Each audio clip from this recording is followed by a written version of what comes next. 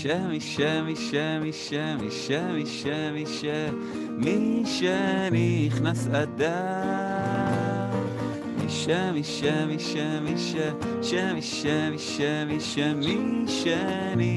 אדר, מי שנכנס אדר מרבין ושמחה, מי שנכנס אדר מרבין בשמחה.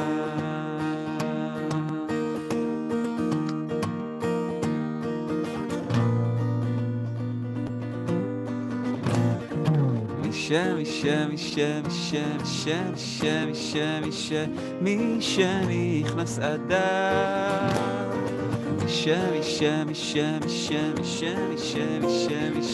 מי שנכנס אדר,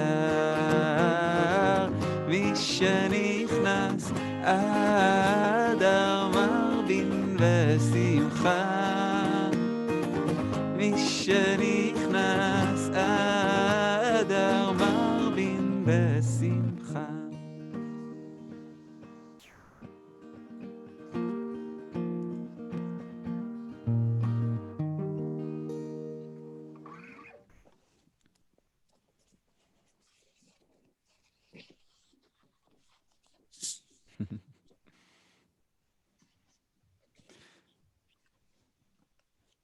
I was playing it while I was muted, so that was just a warm-up.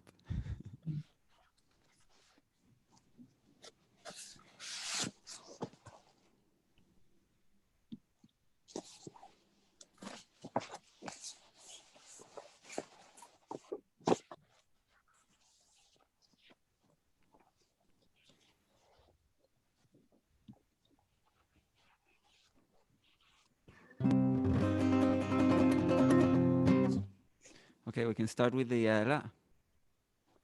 Ya'ala, Ya'ala, boi legani. Come to my garden. Ya'ala, Ya'ala, boi legani. ארץ רימון, גם פרחה גפני. יאללה, יאללה, בואי לגני. ארץ רימון, גם פרחה גפני. יבוא דודי, יחיש צעדיו, ויאכל את פרי מגדיו. עם ידידי ערכו נדודיו, איך יחידה אשב על קני. יאללה, יאללה, בואי לגני. ארץ רימון, גם פרחה גפני. יאללה, יאללה, בואי לגני. ארץ רימון, גם פרחה גפני. יבוא דודי, יחיש צעדיו, ויאכל את פרי מגדיו. עם ידידי ערכו נדודיו, איך יחידה אשב על קני. יאללה, יאללה, בואי אל גני. ארץ רימון, גם פרחה גפני.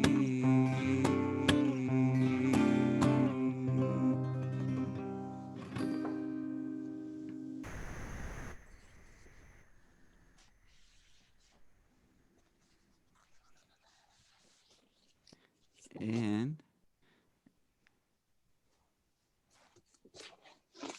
let's see if I can find Misha. Okay, I think we can sing Shalom Aleichem. Let's see.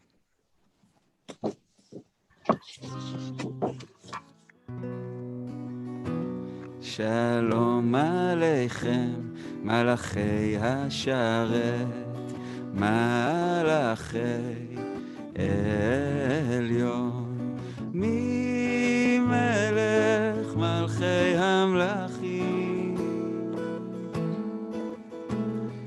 הקדוש ברוך הוא. בואכם לשלום, מלאכי השלום, מלאכי עליון, ממלך מלכי המלכים, הקדוש ברוך הוא.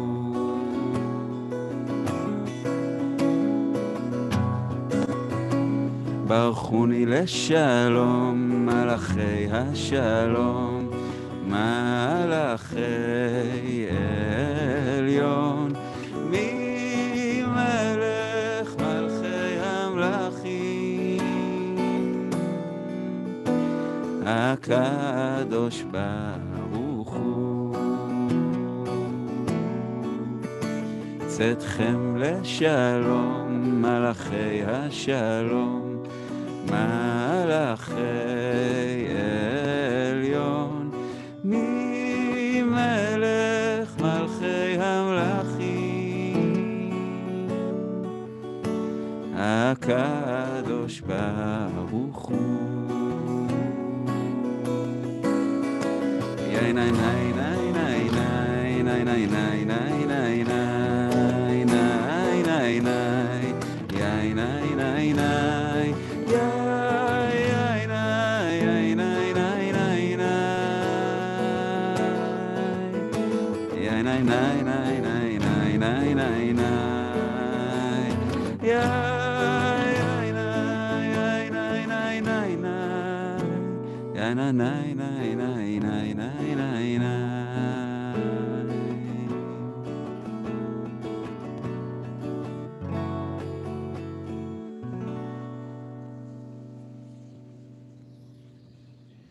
Shabbat Shalom, everybody. How you all doing? Please. Hi. Who said hi? Shabbat Shalom. So nice to see so many of you guys, including some folks I haven't seen in a little while. Hey, Bernsteins. Hey, Douglas. Hey, Rabbi Nicole is here. And who else? Hi, Sophia. Who else have I not seen in a little while? Hi, Cindy and Michael. Let's see who's on this page. Danielle is joining us. Very nice. All right, this is exciting. So hi, everybody. Hi, Sylvia. Shalom. Hi, Paul. Good to see your face. Shabbat Shalom. Please pardon my little tardiness. There were a number of child-related and travel-related and technical-related issues. I can tell you that part of the issue was that approximately 40 minutes ago, maybe 45, probably more like 50, but I was, the very feet I stand on were inside the waters of the Atlantic Ocean. Yes, believe it or not, after driving through snowstorms and such to get to North Carolina to this empty house of friends of ours, we made it, and Ezzy and I even dipped our toes in. But there were then a series of other events that made me late. Apologies. Hello, it's wonderful to see you guys. I'll give you one more image before I hand it on to Avia, who's gonna kind of bring us into our bodies for a sec. Just as we were coming out of the water, by the way, it's Rosh Chodesh Adar. Right now it's starting, the first day of the month of Adar, which is the month of rejoicing. And Misha Nichnas Adar Marbin Besimcha. From the moment Adar comes in, we exceed in our joy. And so this happened to me just as Adar comes in. We walk out of the water and walk up a few steps and turn around, and behold, a whole group of dolphins swimming, jumping up through. Yes, yeah, that's it. Sophia had the right reaction. Yes, so if that's not joy making, I don't know what is.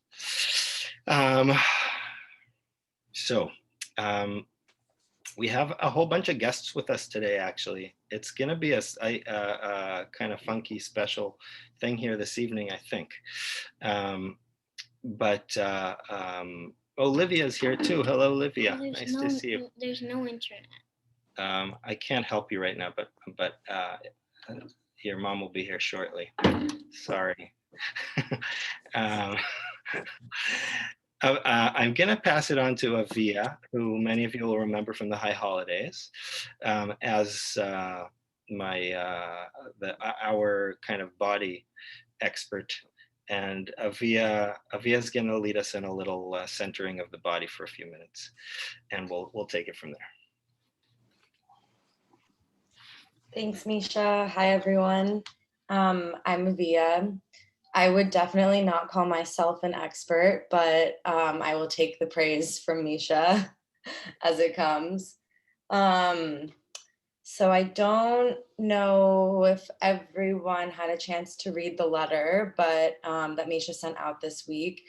He spoke a lot about ancestry and tradition, which are themes that I think a lot about in correlation with my body as a dancer.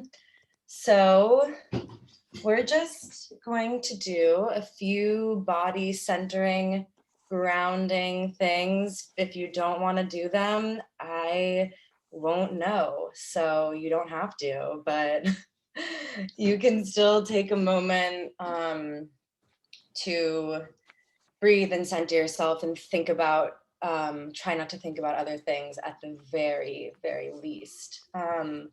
So I'll invite us all just to find our seat, and if you can, find your seat with both of your feet squarely on the ground.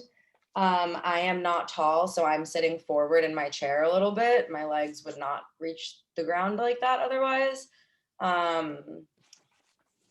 And feel your sits bones, so that those are the bones that you sit on. Try to feel them in your chair, and maybe wiggle around a bit to do so. And we're gonna start with some deep breaths. I'll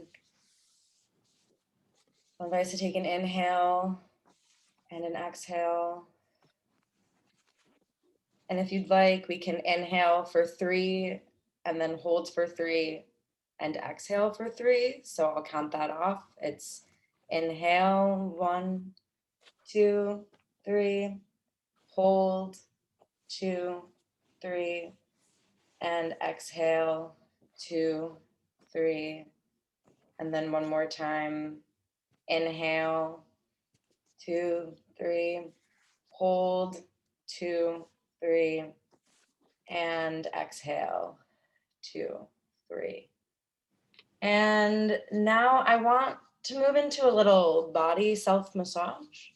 So let's start by warming our hands up a bit. You can rub them together like so, and then kind of move up into your wrists once your hands feel warm. And follow your intuition with this. I'll keep guiding us, but we can move our hands up to our shoulders. If you want this to be more of a gentle rub, if that's what you need, do that. If you need a bit of a vigorous dig into your muscles, really give yourself what you need.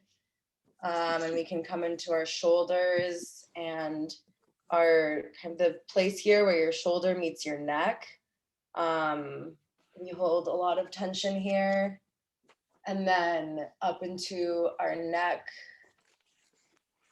And then there's this nice sweet spot here where the top of the neck meets the base of the skull. And I like to spend some time here. It gets like all of the skull and like residual jaw tension and the neck tension. And then we can gently bring this to our face. The jaw massage here, I highly recommend. Bring it up, maybe into your head, into your skull, And then just take another moment or so, feel it out, do what you need. And we're gonna meet in our chest. And I want us to end massaging our heart out. And around your heart is the pectoral muscle. And here also we can hold tension here. So, thinking about everything that we hold in our hearts, we're all holding a lot of emotion right now, and it's a lot. So we all know that. So you can massage that out. I'm going to invite us to stand up for a moment. If you don't want to, again, I won't know, but I'll invite it. And when we're standing, feeling our feet, I wish you could see my whole body, but unfortunately we're living in this reality. Feeling your feet squarely on the ground. And maybe you kind of pad from side to side, take little steps. For people who know cats, I'm kind of picturing how cats pad around for like a really long time before they decide where they're gonna eventually sit down. Cats are very intentional in those ways. And we can kind of bring this into a bounce. And when I say a bounce, I mean feeling the earth rising into the rest of your body. So if you need like a vigorous bounce right now, try that out. If you need more of a slow bounce. And when I'm moving, this is always my first step in warming up. I do it because I can feel the earth coming into my body, and I can feel my body coming into the earth. And if we're thinking about our ancestors, they are in the earth and they are of the earth. They're all of the earth. So we can just shake out our wrists. You can continue bouncing your legs or not. I also always shake out when I dance. Number one, it gets the blood flowing through your whole body, and it is a great way to release what you don't need in this moment. So as we head into Shabbat, what do we not need? I think there's a lot. So you may be in like a full body shake right now, and you may be in a bit of a slower something else, and just follow your body's instincts. You all know yourselves a lot better than I do. And we'll finish by just taking a deep breath in and raising our arms up. And then I'll invite us to lower and lengthen our arms to the side until we're in like an airplane T. The power to and Senate, the power to try. One cue. Qualify was to protect the republic. Someone is talking. One cue is to feel the energy going out through the tips of your fingers on both sides. You may feel a stretch throughout the muscles all down your arm. Presidents and other citizens to run rampant. Give it a moment. Yeah, so potentially feeling some release in the muscles all down your arm. And then we can just finish by slowly raising our hearts up to the sky. Because while our ancestors live in the earth, we may also see them as living somewhere up above us. And I'll just invite us to fully finish with one last heart massage. And feeling your body and its connection to the earth, to the world around us. and back to ourselves, because this is the body we have, and this is what we're working with, and this is the body that our ancestors gave us. So if you want to take a moment to shake things out one more time, massage any last parts you didn't get to, feel free, but we'll slowly, we'll start to make our way back to the camera, to our seats. And thank you. I saw many people moving, which makes me really happy. And I hope that you all got something from that. So I'll pass it back to Misha. Thank you, Avia. We did. Thank you very much. Shabbat is the day of the body, really. It's the day of the senses. So it's nice to kind of connect with our bodies for a minute. So our tehillah for today, for those of you who haven't been here before, we often start with a musical meditation, and the musical meditation, we call it tehillah, which corresponds to to one of the titles of the Book of Psalms. Today, with the notion of joy, our title of the psalm is simply Hallelujah. There are many psalms that simply start with that, which means praise God, or praise Yah as the feminine presence of God. And I'm going to pass it right on to Jack, and Jack's going to lead us in Jack's going to introduce a very special piece that he's going to play. Do you guys all know Jack Klebano? If you don't, you should. He's wonderful, and he, as you'll shortly see, he's also leading our Nigunim Chevruta, and it's wonderful. It's wonderful that he could join us this evening. And Jack, I'll pass it right on to you. Thank you, Misha. Shabbat shalom, everybody. It's so good to see everybody's face. So Misha asked that I honor the month of Black History Month. I think that's what it's called. And I want to just say a word about the piece that I'm going to play in the context of racial equity. I have, for a variety of personal reasons, been steeping myself in issues of racial equity lately. And it's come, I'm a basically intelligent guy, very well educated American, but as you can see, I'm a white male also.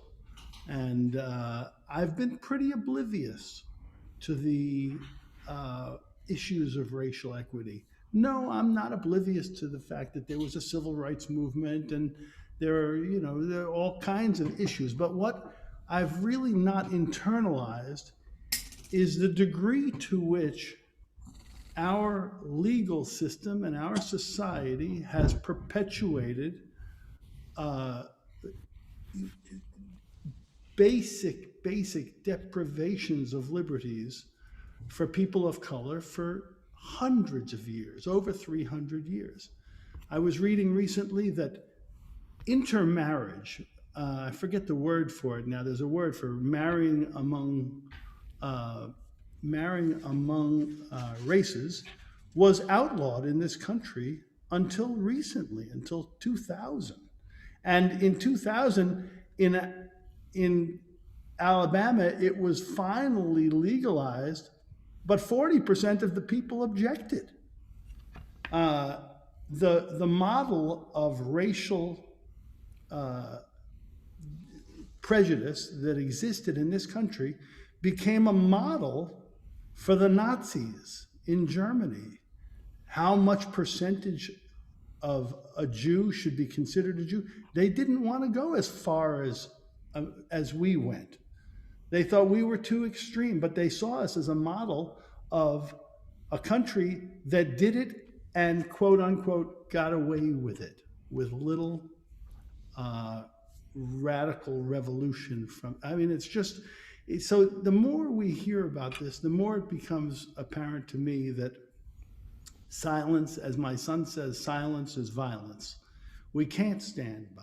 So the psalm that Misha quoted, Mikimi Me'afar Dal, is a psalm about our rising up from the dust of the earth. And in the context of racial equity, I want to share a piece that was written by a woman named Florence B. Price. Florence Price lived in Little Rock, Arkansas. She was African American. She was the first African American woman to have her compositions performed by a major symphony orchestra. She was performed by the Chicago Symphony and others. And this is a piece that she wrote. It's called Adoration. And the word adoration alone, when we are full of love and respect, that's what adoration really is. And I invite you to sit, eyes open or closed. This is a piece that she wrote, and if I would say anything, it's a prayer. And I'll share it. It's only a couple of minutes long. So.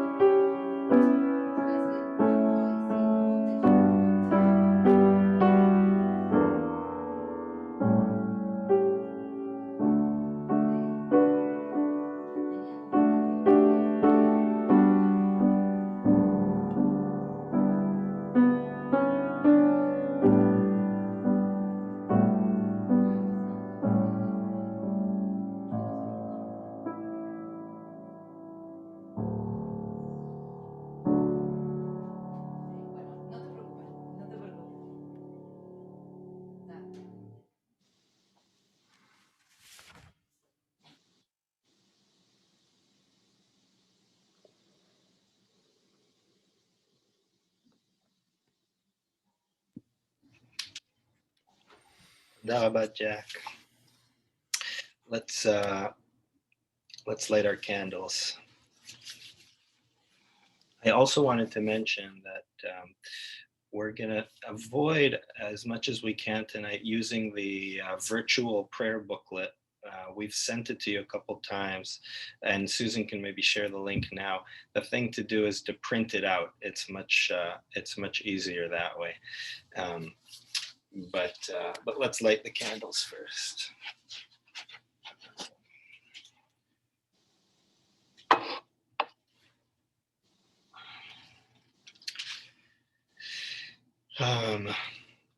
Ilana, you wanna sing it for us?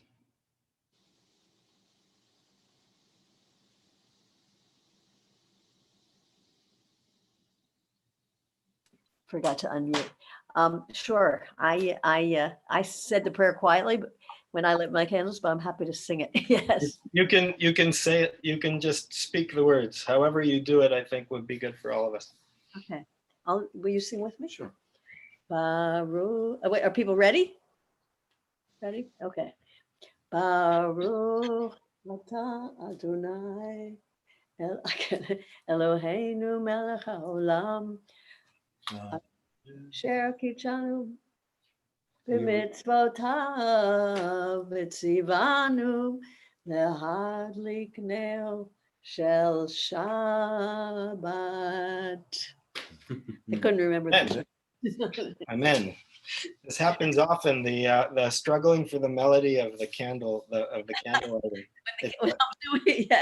It's a common occurrence in this shul, I think.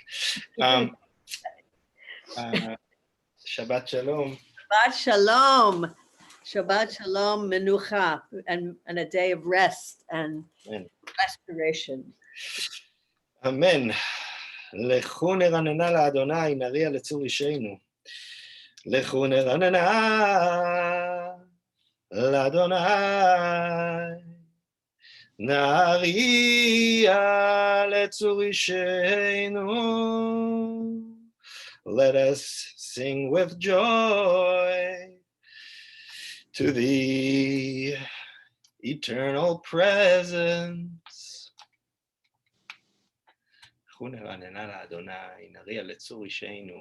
us call out to the rock of our salvation.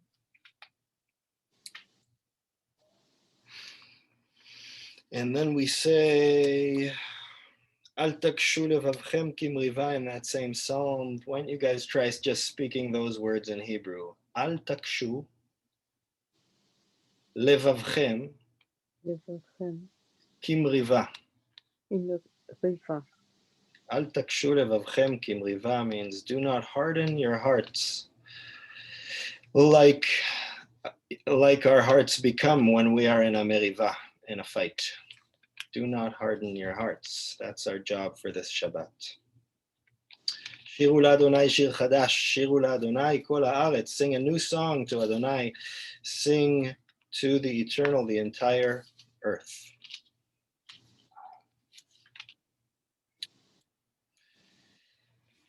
And let's. Why don't we move it right along to Lecha Dodi? I think no, Gutfeld. Yeah. So we are with Lecha Dodi. So Jack had this beautiful idea to sing Lecha Dodi with the melody of Mi Shenichnas Adar. So I can start with Mi Shenichnas Adar. Maybe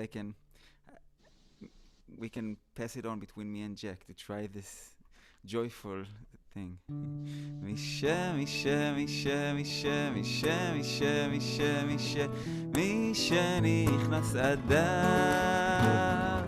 Misha, Misha, Misha, Misha, Misha, Misha, Misha, Misha, Misha nichnas Adar.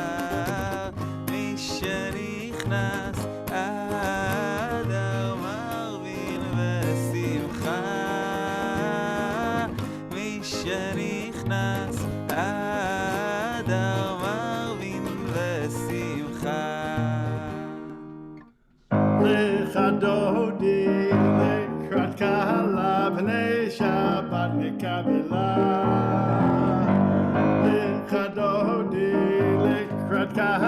pnei Shabbat nekabela. Shamor v'zachor b'dibur echad, Hishmi'anu el ha'miyuchad. Adonai echad u'shemo echad, Hashem u'tiferet v'letehila. Lechadodi likrat kala pnei Shabbat nekabela. Lechadodi likrat kala pnei Shabbat nekabela.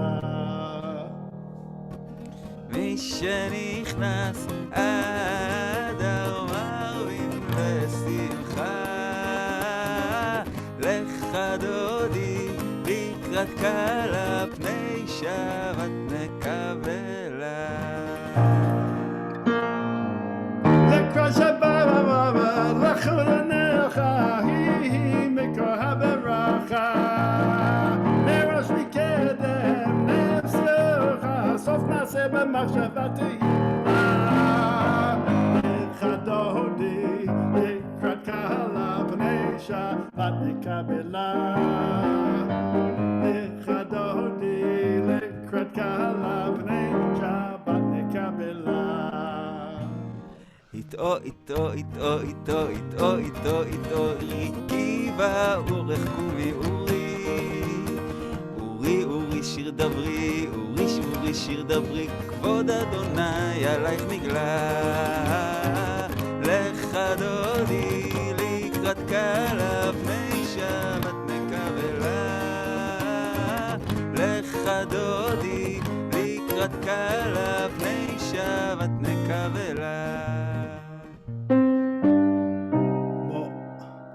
בואי ושלום עטרת בעלה, גם בשמחה ובצהלה.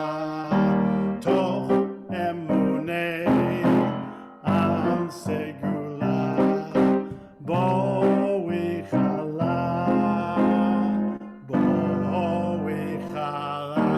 היי היי היי, לך דודי לקראת קהלה פני שבת נקבלה. לך דודי לקראת קהלה פני שבת נקבלה.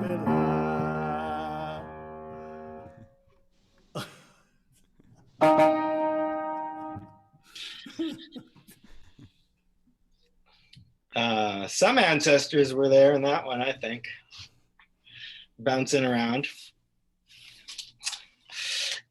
Mizmor Shir Le'Yom HaShabbat, the psalm for the Sabbath day, the psalm for the Sabbath day. Mizmor Shir Le'Yom HaShabbat, Tov Le'odot LaAdonai U'Lzamer LaShimcha Elyon. It is good to give thanks and to sing. It is good to give thanks and to sing. Let's all take that in for a second. It's good to give thanks and it's good to sing. It's a pretty simple combination. Give thanks and sing. צדיק כתמר יפרח, כארז בלבנון ישגה. שתולים בבית אדוני, בחצרות אלוהינו יפריחו. A righteous person will grow tall as a date palm. A righteous person will go tall as a date palm. That's what happens to righteous people. צדיק כתמר יפרח, כארז בלבנון ישגה. Down here, by the way, in the south, there's way more evergreens in there. And when you're driving through the south in snow, you see the evergreens, the arazim, ke'erez balevanon isge. A righteous person also will flourish like a cedar of Lebanon. They have them down here. They're flourishing. They're enjoying their little snowiness. Ke'erez balevanon isge. That is that, and that'll take us into the Shema, into the Baruch Hu and the Shema. So let's kind of find our intention a little bit here this evening, as we say, Baruch Hu et Adonai HaMevorach, Baruch Adonai HaMevorach Leolam Vaed. Baruch Ata Adonai Eloheinu Melech HaOlam אשר בדברו מעריב ערבים, בחוכמה פותח שערים.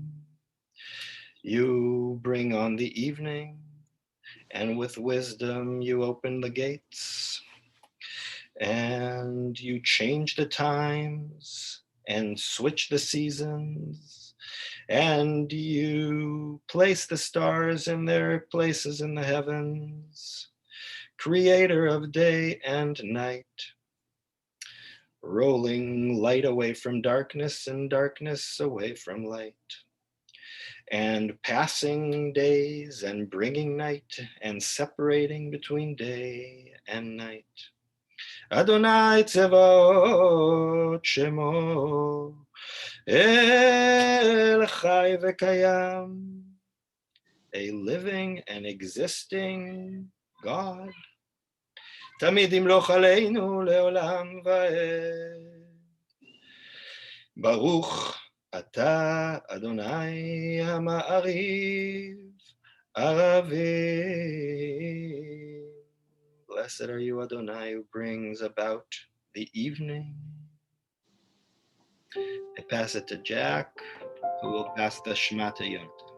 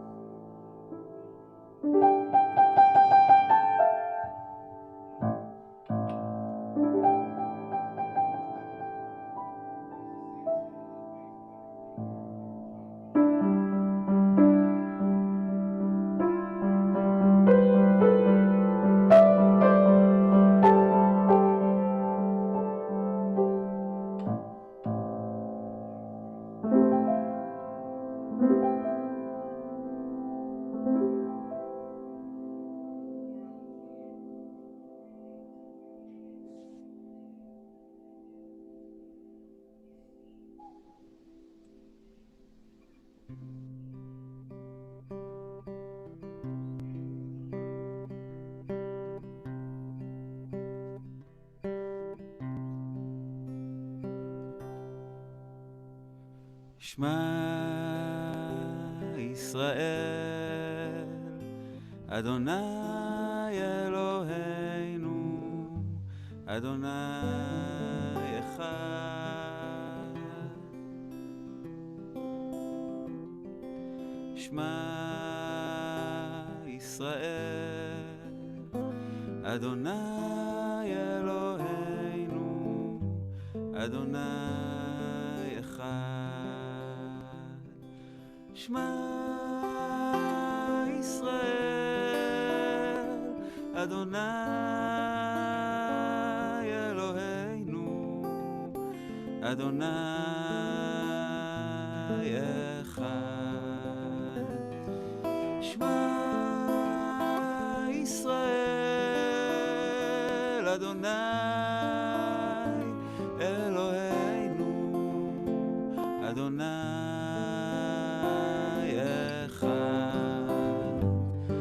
ברוך שם כבוד, שם כבוד מלכותו לעולם ועד. ברוך שם כבוד, שם כבוד מלכותו לעולם ועד.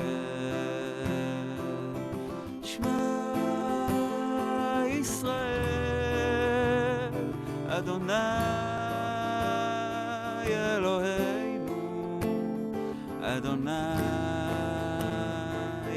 אחד. שמע ישראל, אדוני אלוהינו, אדוני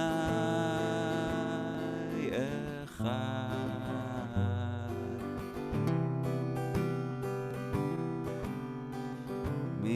כמוך באלים אדוני מי כמוך נדר בקודש נורא תהילו עושה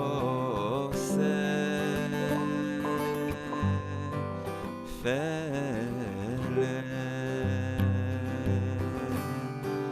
יאי נאי נאי נאי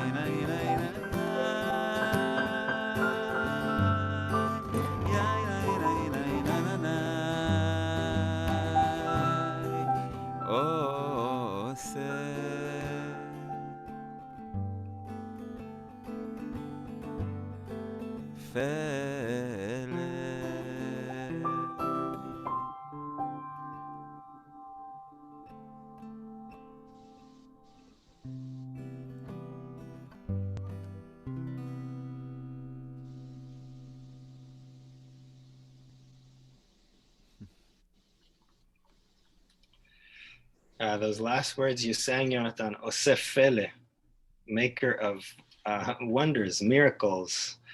I think that's what we just witnessed. No, two people zooming on jamming on Zoom. I don't know. Have you guys heard that? I haven't heard that. Definitely not sounding as good. Yes, God might do some pele, but so can these guys. Toda rabah. We're going to turn to Hashkivenu. We'll say some words of Hashkivenu, and then we'll get to the Amidah. Hashkivenu Adonai Eloheinu leshalom. Lay us down, Adonai, our God, for peace. And tonight we're thinking about our ancestors, and I just noting that we speak these words every Shabbat and every evening. Actually, they're in the evening prayer. Hashkivenu, lay us down, Adonai Eloheinu, Adonai our God, to peace. We pray for this each evening. V'ha'amidenu malkeinu lechaim, and stand us up for life, lechaim tovim, good life, ulshalom. Ufros aleinu sukat shlomecha, spread over us the shelter of your peace. ברוך אתה אדוני הפורס סוכת שלום עלינו ועל כל עמו ישראל ועל ירושלים. We turn to the Amidah. I'm going to stand tonight. I invite you to play this as you will. You can take a little break. You can take a little walk. You can sit and meditate for a minute. But I'm going to start with the. I'm going to say the traditional words for the Amidah, at least the beginning, and I'll tell you why. And that's because these words speak directly to this question of ours, of the ancestors and their presence in our lives.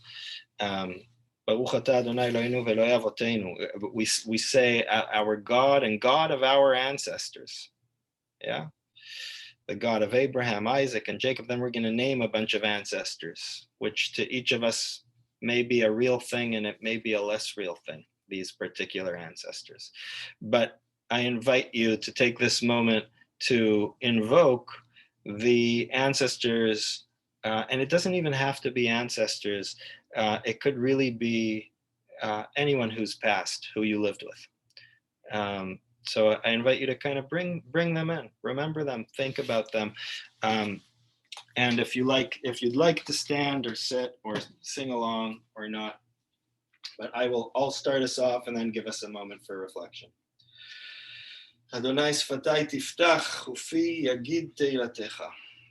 Baruch atah Adonai Eloheinu ve'Elokei Avotenu ve'Imoteinu אלוהי אברהם, אלוהי יצחק ואלוהי יעקב, אלוהי שרה, אלוהי רבקה, אלוהי לאה ואלוהי רחל, האל הגדול הגיבור והנורא, אל עליון, גומל חסדים טובים וקונה הכל, וזוכר חסדי אבות ואימהות, ומביא גואל לבני בניהם למען שמו באהבה. מלך עוזר ומושיע ומגן, ברוך אתה אדוני, מגן אברהם ועזרת שרה. אתה גיבור לעולם אדוני, מחיה מתים אתה רב להושיע. משיב הרוח ומוריד השלג, מכלכל חיים בחסד, מחיה מתים ברחמים רבים. סומך נופלים ורופא חולים, ומתיר אסורים, ומקיים אמונתו לשני עפר. מי כמוך בעל גבורות, ומידו מלך, מלך ממית ומחיה, ומצמיח ישועה, ונאמן אתה להחיות מתים. ברוך אתה אדוני, מחיה המתים.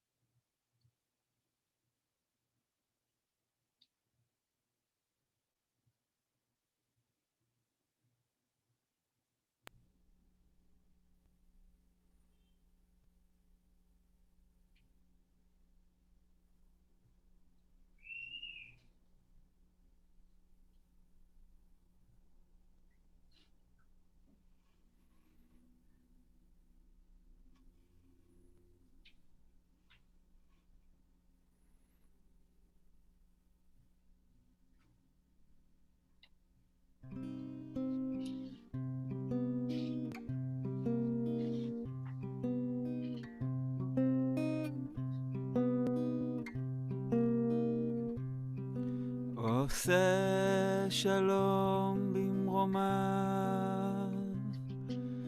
הוא יעשה שלום עלינו ועל כל ישראל ועל כל יושבי תבל. עושה שלום במרומיו, הוא יעשה שלום עלינו ועל כל ישראל ואמרו אמן. יאינה ניי ניי ניי ניי יאינה ניי ניי ניי יאנה ניי ניי ניי ניי ניי יאנה ניי ניי ניי ניי ניי יאינה ניי ניי ניי ניי ניי ניי יאנה ניי ניי ניי ניי ניי יאנה ניי ניי ניי ניי ניי. Jack, will you take it?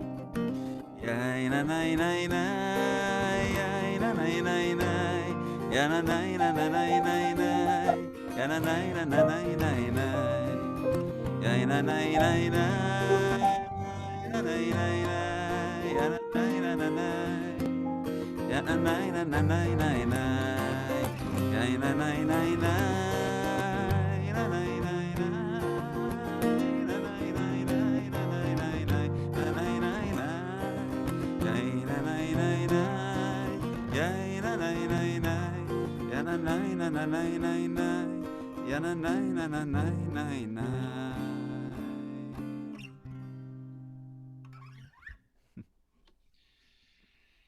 יפה מאוד, תודה רבה. So I'm going to talk for a few minutes with some, I want to share some thoughts with you guys about this whole question of the ancestors and those who have passed and their presence in our lives. And then I've asked Michael Small to also share some words. We had a conversation about, well, I'll tell you about it when I get to it at the end, but maybe I'll start with the end, which is that part of what Michael's going to talk about is objects that belonged to those who have passed that we hold on to. So this is my grandfather Lou, his talit that he used to pray with, and nowadays sometimes I pray with it, and it's way too long for me because he was this big, burly, strong guy, and every now and then I always feel, you see, the fringes always, they're like, there's something about this talit or him that it gets stuck in everything. I stopped doing bar mitzvah services, and when I started performing b'nai mitzvah services, I would use this, but it kept getting stuck in everything, and it would be frustrating. And I came to love it as a little joke. He used to tell jokes, I came to love my relationship and annoyance with this talit. But I think we'll get to the question of objects a bit later on, even though I think it's actually a very significant piece of the way those who aren't alive anymore speak to us and interact with us. So I'll start with this, and I'm finding myself going into this sermonish thing that I'm about to share with you guys, kind of tremblingly, which isn't something all that common for me. But in this case, I feel when I spoke those words at the end of the Amidah, "Yihiyu leratzon imrei pi," may the words of my mouth be for good, for your goodwill. I was really feeling that. Part of the reason for that has to do with a line in this week's Torah portion. It says, in Parashat Mishpatim, it says, "Midvar sheker tirchak."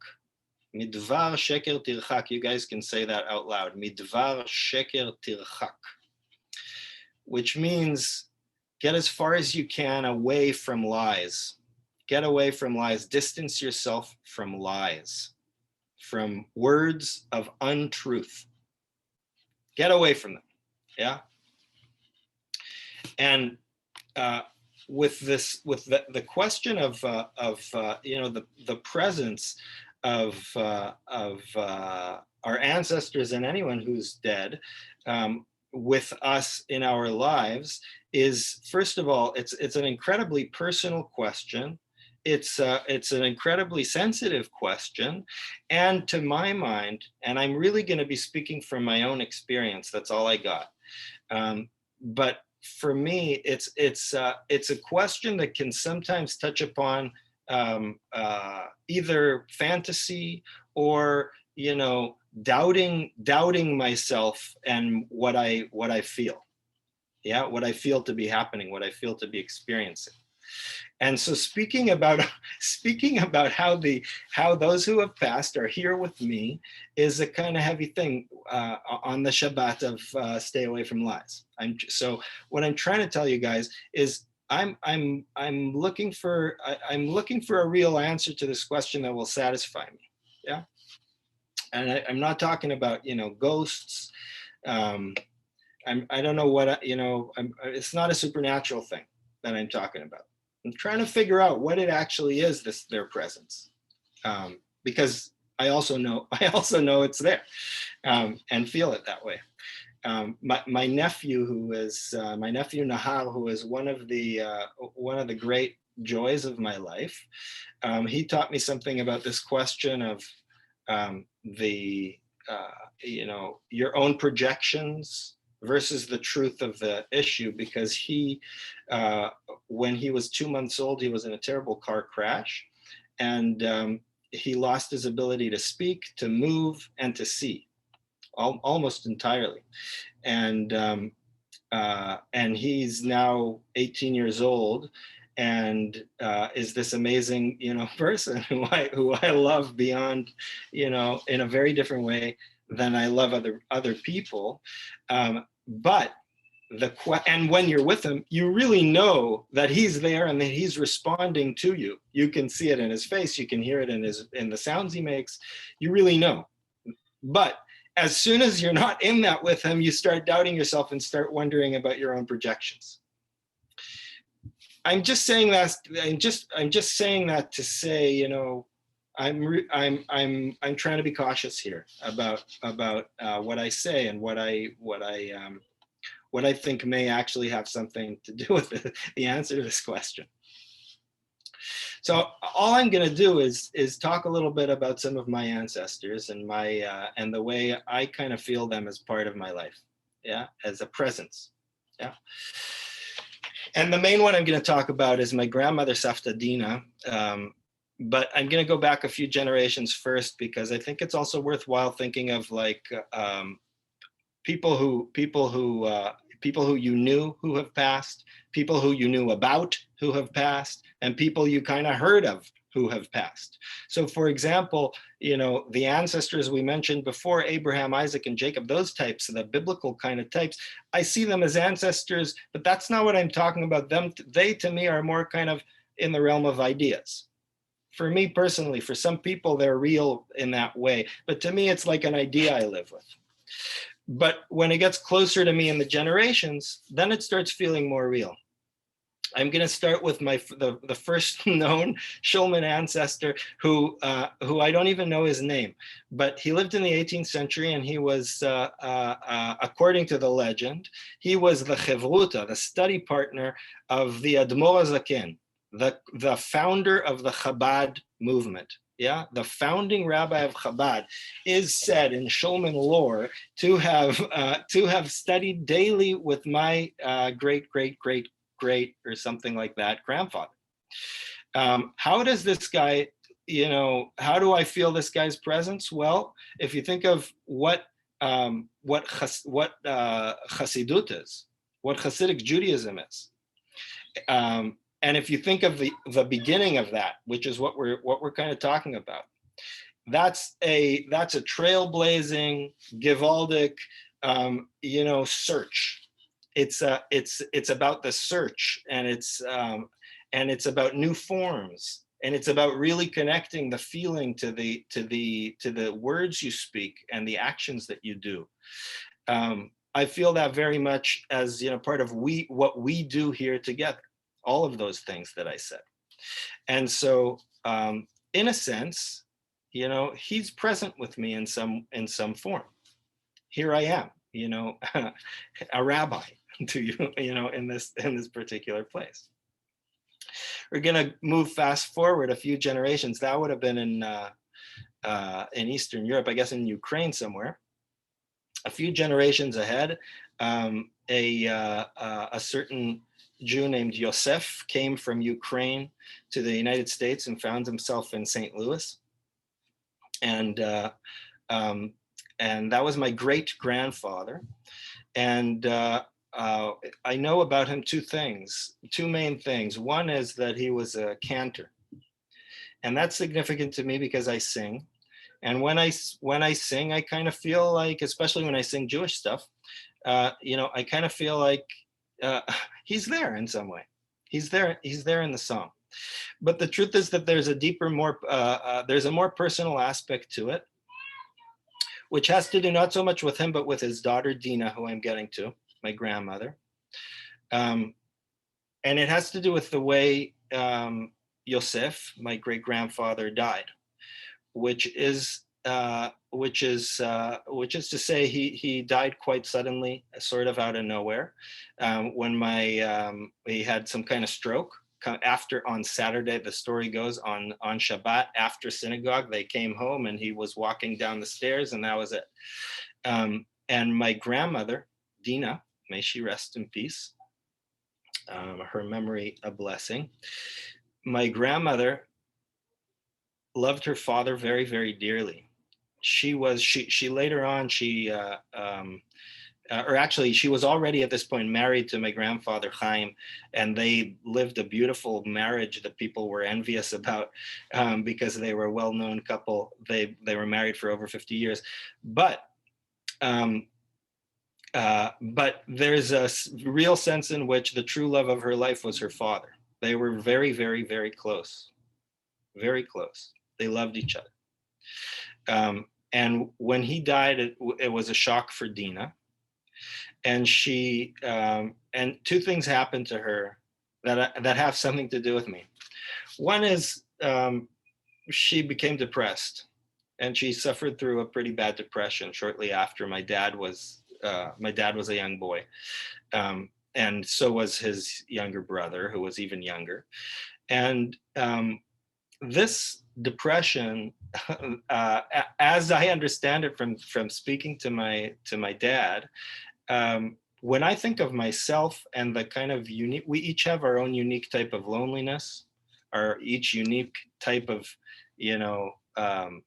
being a kind of little boy or little girl, and that we're alone. My unique loneliness, I find relates in some way to this moment, and to my father in that moment, and to his brother in that moment, and to my grandmother in that moment. I think that paradoxically, sometimes when I'm feeling alone, I'm actually feeling the presence of my grandmother, who suffered from that terrible, loneliness in that moment. That sadness, that loss. So I think there's something in me, that is really Savta Dina in that sense. That is really my father, who's, thank God, alive and well. But it came down, and there's a presence there that is these people in me. And the other piece of it, the other piece of my grandmother's, the other piece that this death, early death of her father did to her, was because he was the big, Jew in the family. It made her the big Jew. It made her naturally gravitate towards the tradition and the singing. There's songs that in my mind, I say on Friday nights, actually, often after the meal, I'll sing the song that I remember from my grandmother's Shabbat table, the Shir HaMalot, which starts the Shir HaMalot b'shuv Adonai et shivat Zion hayinu kecholmim. That was Savta Dina's melody, and I at my house we never did the grace after the meal, the Birkat Hamazon, but at Savta Dina's we would. And that was the song. And so nowadays I often find myself singing it and thinking of her and singing her. It is her and her dad. It's a real presence. But she became this incredibly knowledgeable Jew. She was incredibly knowledgeable in all kinds of ways, and there's a lot I can say about Savta Dina, really a tremendous amount. But she in her final 15 years or so, she was living in McLean, Virginia, and she became a member of this Reform synagogue there, I think called Rodef Shalom. She died in 96, so she was pretty, advanced there. But they considered her, when they had a problem, including the rabbi, when they had a quandary they weren't sure of, they called Dina. This happened, and she would go to she would grace them with her presence at Torah study, and give the answers. she would give the answers. She was a truly extraordinary person. Nowadays, if I were at home now, if I were back in Brooklyn, I would show you the bookcases behind me that are the library of Savta Dina, which I somehow inherited. And so I live with her books. And her little notes. I live with this beautiful verse that she told me in one of the last times that I saw her. One of the last few times I went to visit her, she was reading the prophets at that time for the last couple years of her life. And she quoted, I think it's Amos, but Jim can after I speak the verse, Jim, please tell us if I'm right that it's Amos, the prophet Amos. Lo navi ani velo ben navi anochi. I'm no prophet, nor am I the son of a prophet. I'm just some cowboy chewing the cud. Right? Yeah? Okay. And Jim is affirming that it is from Amos. Yeah? It was one of the last things she told me. Yeah? And she was obsessed with that very verse. So I live with that. I live with it. And I live with her presence as having said that to me. But I also live with all these books of hers, and that's a big deal. And often the books that I'll go and teach with to students are her books, and that's a special thing in its own right. So what does that mean in terms of, the way I live, or they with me, or me with them? I'm not sure exactly. And it's hard for me to, word it more than the way that I've worded it up until now. But there's a very real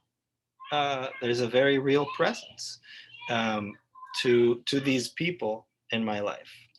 And so yes, and I ended on the object. So I wanted to, what I'd like to do really is I'd like to open this up to some kind of conversation and see what people have to say. I think I quoted I quoted Jim, possibly misquoted Jim, but I thought Jim had told me that Judaism is the art of living with our dead. And so Jim might say a word about that. And I'm going to turn it over to Michael in a minute. So Michael will say a word, but after that, if other people have words, we all have. Pam was telling me this amazing story about. You sent me an email, Pam, about this Torah in your family. So everybody's got these stories of the presence of people who have passed. But Michael, I found out this week, shortly after I met him for the first time on Zoom, him and Cindy, that Michael is starting a podcast, and his podcast deals with his difficulty. Correct me if I'm wrong, Michael, but it sounds like it's dealing with his difficulty, justified or not, of getting rid of the objects of his ancestors, which he's holding on to. So, Michael, would you wanna say a word or two about that? Sure. I would say that I think about my ancestors a lot. It's one of the things I think about most. And this is turned in this direction. And I would say it sort of started from looking in the bathroom mirror. Like I don't look like myself anymore. I somehow got old and I turned into almost a replica of my grandfather. And I didn't know him because he died when my mother was 10. He was hit by a car in front of her house and he was killed. And I never met him, but we have photos of him and drawings of him and things about him. And it's a little weird. It's like I look in that mirror and I'm like, who is that? And I think one of the things that I think a lot about my grandparents and my great grandparents. I didn't know any of my great grandparents. And I feel like for all of you, like there's these 8 people. When you look in the mirror, those 8 people are looking back at you. And for me, at least, those 8 people were in such a different world. I don't even, I'm guessing they were in like dirt floor cabins in Lithuania. I got so interested in this, I went on Ancestry and I'm a thoroughbred. All it said was 100% Eastern European Jew, not 99% or 98%, 100%. And I have a sister who is very in the moment, very like she lives for now. She feels everything now. If somebody's got pain, she feels the pain immediately. And so I always say to her, look in that mirror, and that's a Lithuanian woman looking back at you. You're a Lithuanian woman. So imagine the babushka, get yourself a little broom and a little dirt floor, because that's a Lithuanian woman. And I think for me, what is the interest is how my grandparents, some became secularized, very highly secularized, and others were religious. And through this research, I found out that I had a great grandfather who was a great rabbi in Lithuania and who sort of was semi-kidnapped and brought to Chattanooga, Tennessee to run the synagogue there. But the other thing that I think about is how the ancestors of all of you and Cindy's a descendant of the Gaon of Vilna. I don't know if you know who that is, but that's a big deal. And he was not too friendly with the Hasids, I don't mind telling you. They did not get along. So we got everybody on this call. We got both sides of the fence. But if my ancestors knew that I'm living with a descendant of the Gaon of Vilna, I mean, it's just they are in heaven. We know that they are in heaven. And I feel like these objects that I collected, the podcast is not just about my ancestors, but it's about a third of it about that. I've collected all these objects, and in my family, nobody wanted some of this stuff. There's a family history somebody wrote that came to me, and I've saved it. There's the letters from my grandparents. My grandfather wrote all these huge missives from his travels that I have.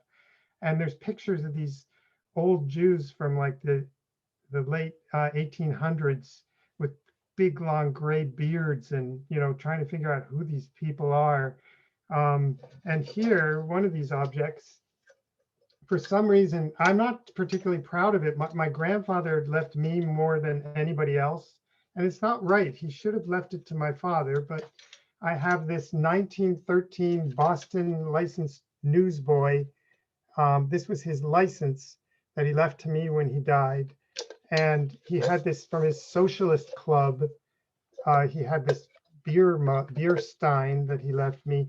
So I have to go through these objects.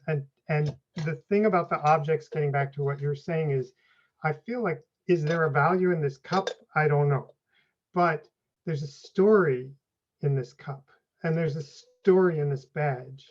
And I feel like the stories have great value, and that if we record the stories, perhaps we can throw out the things, because Cindy and I don't have any children. who, I don't know if any of you would like this when I'm gone, and who knows when that will be, but we have all these things. And so partly for my peace of mind, I want to record all the stories behind them and behind all this other stuff that I refuse to throw away. And for these grandparents of mine who looked like these just old, boring people, but who actually were really complicated. And even through Ancestry.com, I found out like my grandmother was this crabby old woman. Nobody knew, nobody knew that when her parents left, I guess Lithuania, Germany, when she was 10 and left her there and came to the United States, and she lived there alone for 5 years or with some friend or relative and didn't come to the US till later. And then came here and at the age of 15 was immediately a seamstress for her father, the rag picker, hired her right out. So all these things these stories that I feel should be told and remembered. And that's what I'm going to try to do. And I hope that all of you, when you look in the mirror later, go there right after this and just see those people the way I do. And mine are saying hello to yours. Hello to, yes, the pre-Michaels. Pam, you want to tell us so in a word, because you also have this very significant object. Yeah, I wish it was polished. Hold on one second, I'll grab it. This is actually not just a family object, I found out today, what Pam's bringing. It's also a shul object, because... Actually, I don't have the Torah itself. I could bring it down. It's in a box. But this is the Torah Crown that I made for it. And the Torah, let's see if, I don't know if you can see this. I'm a visual merchandiser, so I always try to get things in front of the right light. Anyway, it says on the top, Lador Vidor, which is from generation to generation, Yahi Or, let there be light. And this is a Torah crown that was made by me for a Torah that was one of two that were brought over on the boat when my mother came over from Germany in 1938. The story is quite amazing, and I will tell it another time, but I'd be happy to share it. The Torah usually shows up at our temple on the high holidays. It's the one, this particular one is a little one, it's 18 inches. And it was actually made in the States by relatives that had come over here because their kids were living here from Hungary when, what did you say? 1860s. In 1860s, when they escaped a plague, which who knows what it was, maybe it was a version of COVID, but they came here and long story short, the wife didn't love, they had 3 kids here. The daughter ended up passing away in childbirth, so a large Torah was made in her memory, and a small Torah, the one that we have, was made, the 18-inch was made in honor of her son. And they ended up moving back to Germany. And this Torah stayed with my grandparents, and they ended up bringing both of them over on the boat. A wonderful story. But my grandfather, as long as we're going in here, was a very important and dear person to me. And this is and he used to come out on Friday nights, and this is my way of keeping the religion going and honoring my family. So, and also lighting candles on Friday night and just having a little bit of tradition goes a long way for me. So that's Thank you, Pam. Thanks, Pam. And I see Haley also has a family Torah. Pam, do you does this Torah, does keeping it and doing it, what is the relationship between that and your grandfather's presence? Do you feel it as like, symbolic of his presence, or is it something else? Is it his memory, or is it his presence, I guess? I think the Torah for me is I feel very honored to have it. It actually is our son's, Cody's. It was given to him on his bar mitzvah by my mother. I feel that it is just an incredible connection, almost like an arm, to my ancestors and to that side of the family that did escape from Germany, that was very religious and just, it was their lives, my lives growing up, our Friday nights. It's just a complete connection. And even lighting the candles for me now, I think of them. It brings them back, and it brings my parents back. I always think one is for each of my parents. And it's just a moment when I remember them and can honor them. And it's probably the only real tradition that I follow, but it's very important. What it feels, I don't know, but I do believe, like many of you have said, that they do live in us. And when you were speaking, Misha, I really think that your grandmother and these people are speaking through you. Part of it is, you are carrying their voice through, and there's something really important and wonderful in that. Thanks, Pam. Yeah, I would.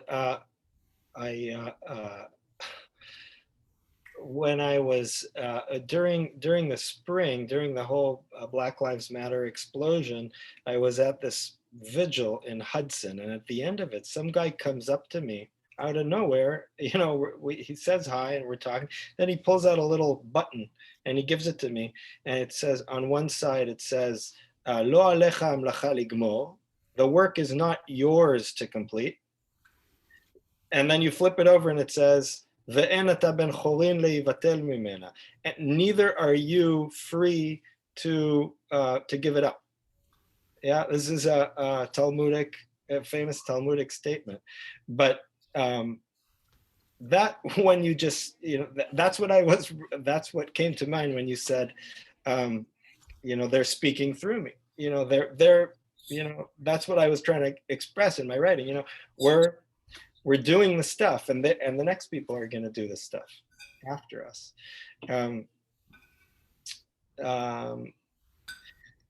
Jim, how does this whole thing play into living with them? You used that phrase, live the art of living with the dead. What does that mean, really? Misha, you have embodied, and Pam did as well. He's and Michael. wrapped in the tallis. Yeah, I mean, Yeah. you literally embodied it. But each person who spoke tonight gave that over magnificently, and deeply, and it is beyond wording, as you put it. I would make a distinction between voluntary memory, that I work on remembering this person who I knew and loved, and being flooded involuntarily with a memory. That latter experience is the experience of presence. Presence is a mystery. And living people have presences, and oftentimes we're dissociated from them. So to see the presence, the way Pam said to you, I can hear them coming through you, Pam was saying, and the way Michael said he looks in the mirror and he sees his grandfather. He's seeing a presence, which is not a ghost. It's something to do with an aura, but it's a form of life that we are usually desensitized to. And involuntary memory is one experience of suddenly, and oftentimes objects evoke those involuntary memories. That's what Marcel Proust, the Jewish guy who wrote his whole life about memory, understood, that somehow memories, the past lodges itself in objects. And if we can get in touch with those objects the way he did by dipping a piece of the way Michael's doing it so beautifully. Yeah. The way he dipped a piece of toast inside of, I guess, a cup of honeyed tea, and suddenly went back into childhood with such vividness, his life was transformed. And so that's what we've been talking about, and it's been very beautiful. Maybe when we say Zichrono Livracha, maybe that is the blessing, that the presence that appears in some way. Maybe that's what is the blessing. That is the blessing, maybe. Yeah. Yeah. Right. We say in Hebrew, we say, if we're talking about, may he rest in peace, may she rest in peace. The Hebrew for that is zichrono livracha, may their memory be a blessing. But I was just talking with somebody about this, since you bring it up, Ilan.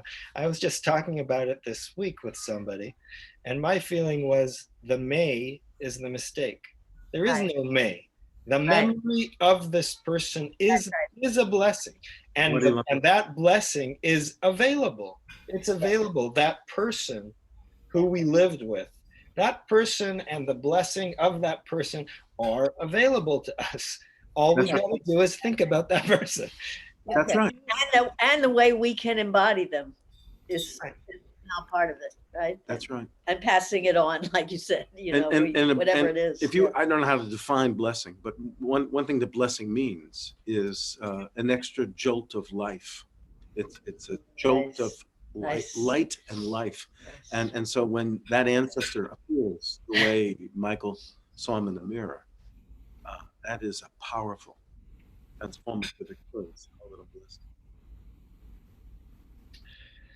Misha, just to interject for a second, I think it's not so much that the may is a mistake, but that there is there's a silent person in there, which is the you. May his memory be a blessing to you. Mm. And so you're right, it is always available, but the blessing, like you say, may you be comforted among the mourners of Zion and Jerusalem. There the you is spoken. Here in may his memory be a blessing, the you is unspoken. So still it's the same analogy, because it leaves you to grasp and make loud the you in the blessing. Without you, the blessing is just there, unused, unusable. And by the way, the person looming above my shoulder is Deborah's grandfather's first cousin, Rabbi Yitzhak Halevi Herzog, the first chief rabbi of Israel, whose mother was a Sirowitz, like Deborah's mother, from Łomża, Poland. In between Łomża and Jerusalem, he was the first chief rabbi, maybe the only chief rabbi of Dublin, and he actually spoke with a brogue. Maybe his father was a chief rabbi of Ireland, and he even spoke English with a brogue. Mm.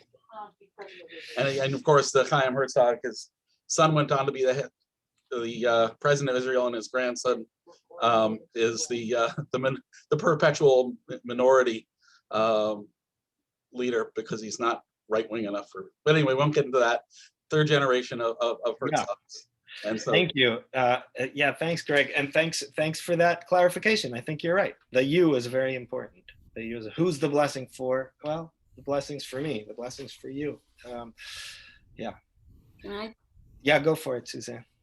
So I don't know. I'm a weaver and I can't seem to throw anything away. So these were all of the white gloves that my grandmothers from both my father's side and my mother's side wore.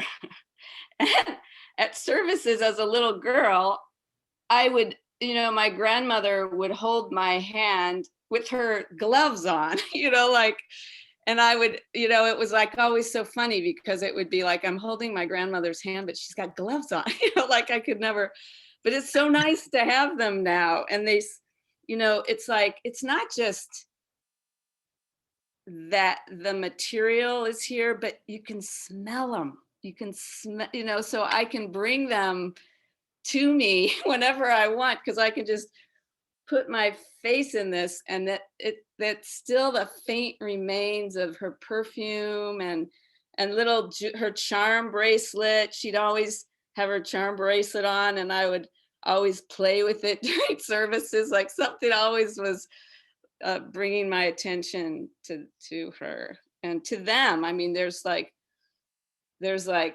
4 grandmothers and great grandmothers and all of these white gloves. So I just thought I'd share it, because it's so wacky and funny at the same time and beautiful. It's amazing. It's just amazing. And then I did another one, and it's all wrapped up because someone wants it, but it's all of her pearls. all of these pearls. It's just woven pearls, pearls, pearls, pearls. And, some of them are real and some of them are not. And it's just like all of these pearls, because I was the only girl in the family. So I got all of the jewelry from all the grandmothers, all the great grandmothers. Nobody threw anything away in my family. So I wove all the pearls. So I'm doing a whole series of heirlooms. So Michael, if you want to talk, I've got all kinds of stuff going on my loom. Amazing, Yes. Suzanne. Incredible. Yeah. Yes. There you go. So I'm going to follow up on Suzanne's because of heritage. I'm a photographer by trade, and it turns out that we had photographers on both sides of our family, from Russia and also when they emigrated and lived in Brooklyn. And this is my great uncle, and he had a portrait studio, and I'm just showing some pictures. This is my grandfather, the little guy, and his sister, and so the heritage of being a photographer didn't really come out until I guess I was in my 20s in a conversation with my parents. And here I am. I have pictures, little tintypes from Russia. I have glass negatives from Austria. I have stuff that is the history of our relatives who I have no idea who these people are. They're just pictures of people, but they're relatives.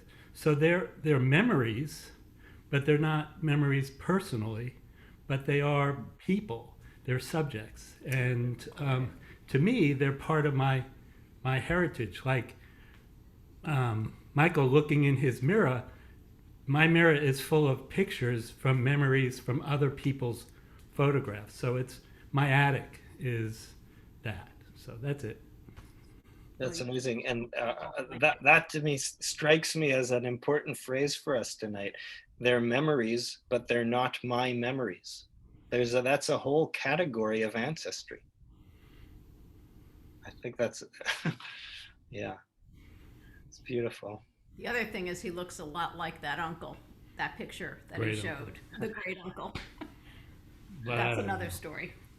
That's Michael's story. I'll go hang them back up on the wall. Good. Well, if nobody else wants to share, I think what we might do is turn to. Actually, there's two things I'd like to do. I'd like to say the Kaddish, and I'll read the names, and I'll invite you all to. If the names are not in the list that I'm reading, please put them in the chat, and I can speak the names. Sounds like this may be a good opportunity for all of us to put all our grandparents and whatever, all our ancestors who we're thinking about, speak their names or put them in the chat. But I'll leave that up to you. And I'm just going to open I'm going to open my list of names here. Give me 1 second.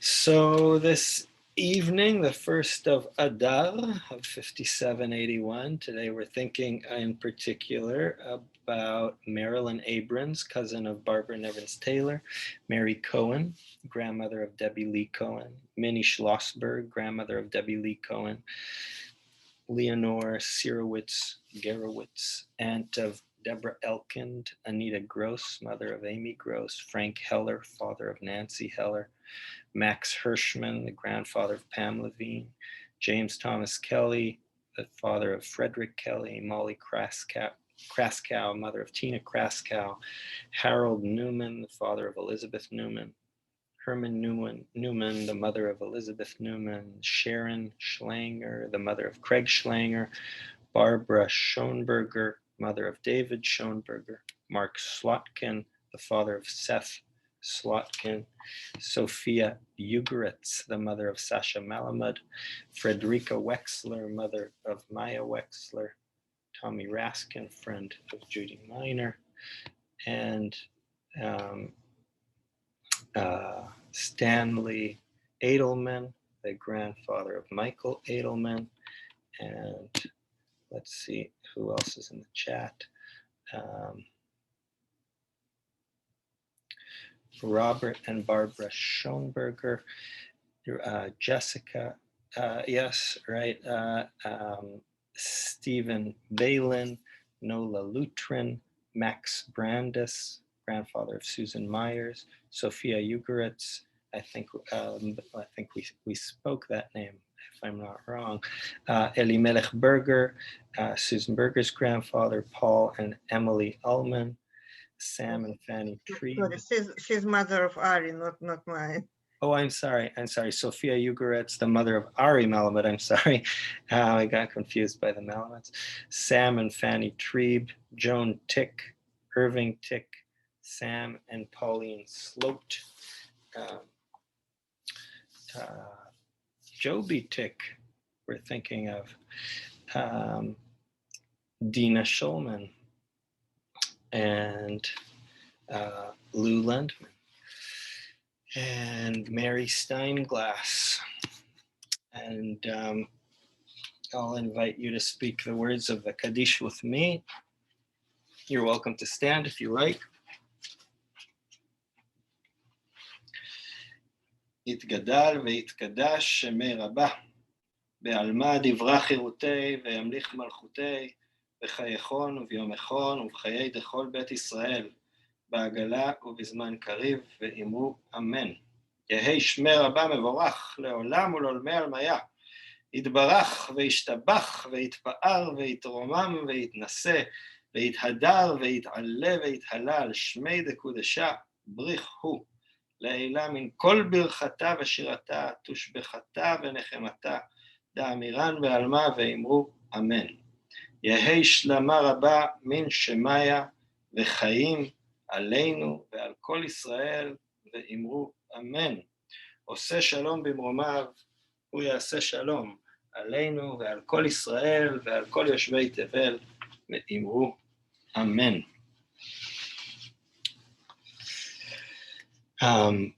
I'm going to pass it on to Jessica Sloat, who's going to give us some announcements, and then we'll get another song from Jack. Jess? Well, you're muted.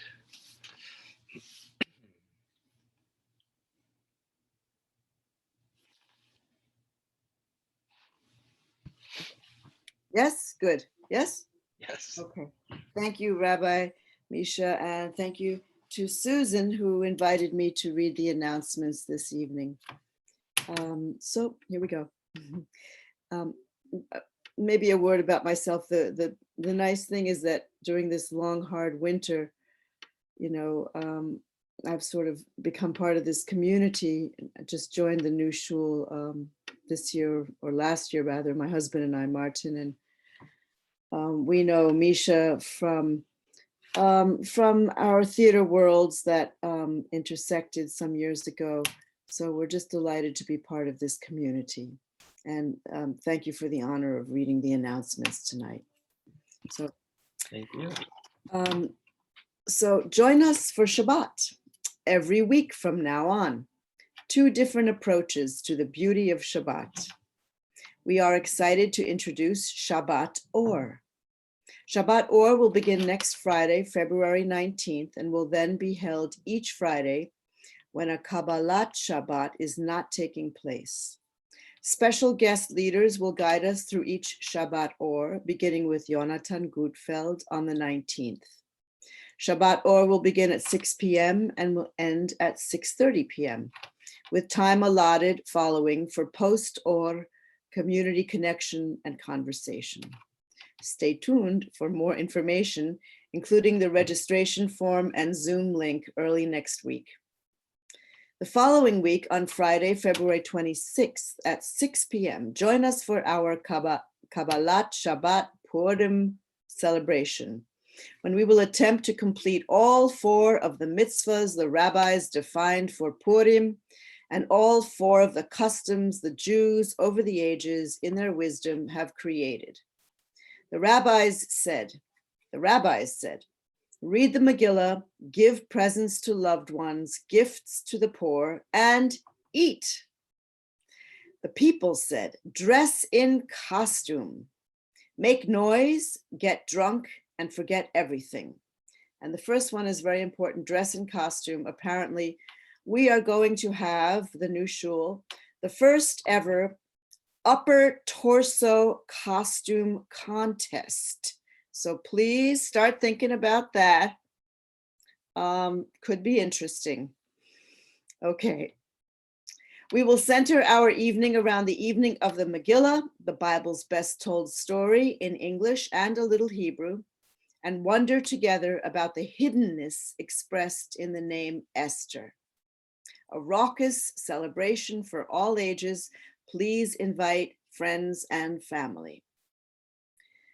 Thursday, February 18 at 8 p.m., join our Nigunim Chevruta, a new shul study and friendship group led by Jack Klebenow and based around singing wonderful, heart-opening, wordless melodies. No experience or special skills necessary. And thank you to Jack for the wonderful musical contribution he gives to each one of our gatherings. Of course, Jonathan also. And finally, we have the Button Project. New shul member Nina Kaufelt and her friend Ali Miller, a talented illustrator, created buttons reading, "I lost one I loved to COVID," to spread sympathy and fellowship among and with COVID mourners. The button is a project of the storytelling circles at Hidden Roots. The button is essentially a very short story. And if we volunteer to tell it and someone listens, magic ensues. If you would like to give away the buttons or receive them for yourself, Nina is happy to send them to you. They are free of charge. Please email Susan at susan@newshul.org if you'd like to be sent buttons. That's it. Thank you very much. I'm here struggling to open my bottle of wine. I suggest you guys all struggle with me. But we did get one request for I think it's a prayer of healing. Amy, you asked that we pray for Miss Manu Binet Bota. Is that someone who's sick? I couldn't tell from your email. She is she's 2 days old and just came into the world. Oh, yay. Okay. So let's say a Shehecheyanu. Welcome her to the world. Yeah, so welcome to the world. Hold on. I will read her name one more time. Welcome. Lauren Binet, who many of the people here know. Miss Manu Binet Bota, daughter of Lauren Binet, longtime member of our family and sister to Azra and Fernando Bota. Yes, so Mazel Tov and Mazel Tov and welcome to the world to whoever else is joining us this particular week. There's a lot of people who are coming into the fray. Well, I'm struggling with my bottle. I'm not sure I'm gonna pull it off here. I'm away from my bottle opener. Nicole, are you still here? If Nicole is still here. I'm still here, but we have some background noise. That's okay. You want to just give us the Boepli Agafen? Sure. Do you guys all know? Do you guys all know Rabbi Nicole Fix, who led our second Women of the Bible Chavruta and joined us on Rosh Hashanah and wrote a play with me for Yom Kippur and Vakasha. Baruch atah Adonai, Borei Pri Hagafen. Amen. Wonderful. Toda rabah. L'chaim, everybody. And if you want to stick around and kind of schmooze for a little bit, you're welcome to. Sorry, this was a bit longer than our normal time. And I'm going to pass it on to Jack for one final number. I'll share one beautiful song. It's very simple, and if you hear it a couple times, which you will, you'll be able to sing along. And it's all about our ancestors. Shoshana Jedwab. Where you go, I will go, beloved. Where you go, I will go. Where you go, I will go, beloved. Where you go, I will go. Where you lie, I will lie, beloved. Where you lie, I will lie. Where you lie, I will lie, beloved. Where you lie, I will lie. 'Cause your people are my people. Your people are mine. Your people are my people. You're divine, my divine. Where you go, I will go, ancestors. Where you go, I will go. Where you go, I will go, ancestors. Where you go, I will go. Where you lie, I will lie, ancestors. Where you lie, I will lie. Where you lie, I will lie, ancestors. Where you lie, I will lie. 'Cause your people are my people. Your people are mine. Your people are my people. You're divine, my divine. Where you go, I will go, children. Where you go, I will go. Where you go, I will go, children. Where you go, I will go. Where you lie, I will lie, children. Where you lie, I will lie. Where you go, I will go, children. Where you lie, I will lie. 'Cause your people are my people. Your people are mine. Your people are my people. You're divine, my divine.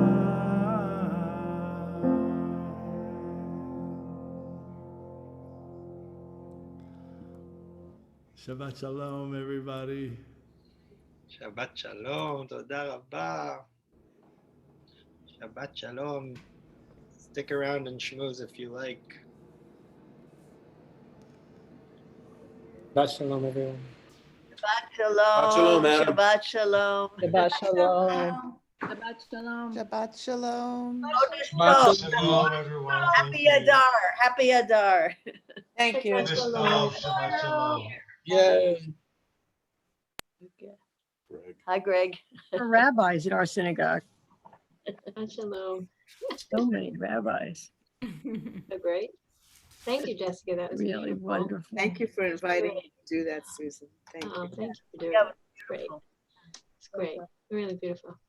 A whole new level of announcements, Jessica. When Yes. you have an actress. When she emailed me this afternoon and I said, I'm sorry, I had unexpected meetings all morning. I'll get it to you later. And her response email back was, I'm used to improvising. I knew I was, dealing with a pro. That's That great. was great. Thank you. So, Amy, congratulations to you. Exciting. So And very- this is before your time, Susan. Lauren, who I consider my stepdaughter, she was a Hebrew school teacher and an assistant to our director many, many years ago. Oh, how wonderful. And then she met this man from Brazil, and now they live in Los Angeles. And after a 50-hour labor, 50, Oh my goodness. Wow. Yeah. Wow. And are both healthy? They're doing well. Mother and child. Oh. I've never heard of a 50-hour labor. No, I would This think. apparently, this is like a thing now. The idea is they don't want to give you a C-section until it's absolutely the 11th hour. So they just drag. Was she older or younger? No, she's 34. Not crazy. Yeah, this is the second young woman I've known this has happened to this month. I just think we all remember her from the temple as being one of the most beautiful people we've ever seen. She was stunning and lovely. She's stunning in and out, stunning in and out. Congratulations. That's so great. Very exciting. Very, very exciting. Yeah. Well, I was thinking about that, like all of us, right? We're all there's going to be a lot of babies in our community soon. I hope so. Yep. We have a new baby in our family. I'm counting on it. I have a new niece. New niece? I have a new niece. My brother-in-law married his partner in September. I think Amy certainly remembers this. This was like, for some reason, he said, well, we have to get married now. And it was the week before Rosh Hashanah. And I was like, really now? Like, I'm a little busy. Can we wait till after the holidays and I'll have it in my backyard or something? And it was because his husband was the biological father of a child who was about to be born in the Dominican Republic. And they got married that day that he was down there for Rosh Hashanah, zoomed in for family celebration for the holidays. And then only came back, and I think I might have told Misha this, it was a Hanukkah miracle because the paperwork, it just kept getting delayed, much because of being in Dominican Republic and also being in COVID. And he came back with a baby the night before Hanukkah. Wow. And what is it, a girl or a boy? So she's just 4 months old. Abigail Rose Myers Rodriguez. Great name. We have our niece had a baby during COVID in April and went in alone, actually. I missed it. Wow. Great. A lot of people have had babies. Yes. Yes. And Another baby boomer, right? It is amazing what we rise to, right? It's Great, what we all, we're all surviving this. I crazy. say that many of us are surviving this, and the human spirit is quite amazing. Really. You can't have a nurse in your house. You can't have visitors in the hospital. I mean, it's a whole other thing. She said she had to wear a mask through the whole birth, and that it was. Oh my God. No, I can't imagine that. Wow. A guy came to our little house here to fix our heater, which wasn't working when we got here, and he showed up maskless. Oh no. North Carolina, yeah. Where are you? Yeah, but Erica said, do you have a mask? He said, no, I'm sorry, I left it at home. Where are you? A different world. Misha, where are you? I'm in the Outer Banks. Oh, do you have a place there, or? Friends of mine have a place that they Airbnb, and so we snagged it. Yeah. How beautiful. And what's the weather like there? It's terrible. We got stuck in this bad snowstorm last night. I mean, it got a bit warmer once we hit the coast, but But yeah. it's good swimming weather. It's a bit chilly. It's a bit chilly, but we got some. Erica got some. What's it called? Wetsuits for the kids. So if it gets a little warmer, we might try it out. Oh, that's so wonderful. And actually swim? Yeah, exactly. That's so great. Do you have a fireplace there? We do actually. Good. You know what? For the kids, it'll be perfect. It's just a change of scenery and. Exactly. It's Yeah. great. Yeah. It's so good to get out. Just to get out and be on the road. Suddenly we were just happy. Just didn't matter that we had another, 9 hours to go with the kids in the back screaming. We were on the road. So great. There's Yeah, nothing, that's a miracle, right? That's a miracle. Yeah. it's nothing like a rear view mirror when you're on a vacation, right? It's behind me. Love it. That's good. I But- wanted to share one quick story about a ritual, about an object that's been passed down in our family. On my husband's side, they're all attorneys, and his great grandfather became an attorney, having immigrated from Poland. And one of his most precious objects was a pocket version of the Constitution. Oh, wow. And I just like at this moment, and so many people were talking about how, these gifts for it was my husband's great grandfather's, and he gave it to his father, and then my son's grandfather, my husband's father, gave it to my son. And it is about, there's skipping of the generation, but it's like no one feels badly. It's just about legacy. It's about continuity. It's still a door of a door. And my oldest son, who was given it by his grandfather on his bar mitzvah, like the Torah, joined the debate team in high school. And he always referenced it. It was just like that. He was this special kid who had the pocket Constitution. It literally can fit in your jacket pocket, but just I wanted to do that because it's just kind of extraordinary where you see also, like in Marty's case, in Misha's and everybody's, this lineage in Suzanne's of talent and exceptionalism.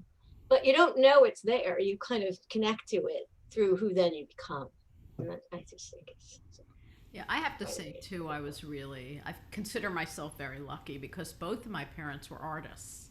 So I have sculptures and paintings and furniture and so many things that they collected. But on the other side, nobody wants this. My nieces and my son, their whole mentality is so different. They're not living in big places. They don't want to be encumbered. They don't want things. And, we have incredible collections. I mean, my father I have an incredible shell collection of my father's that I'm thinking maybe I should donate to a museum or a school or, I'm thinking, what should I do with it? You should be a guest on my podcast.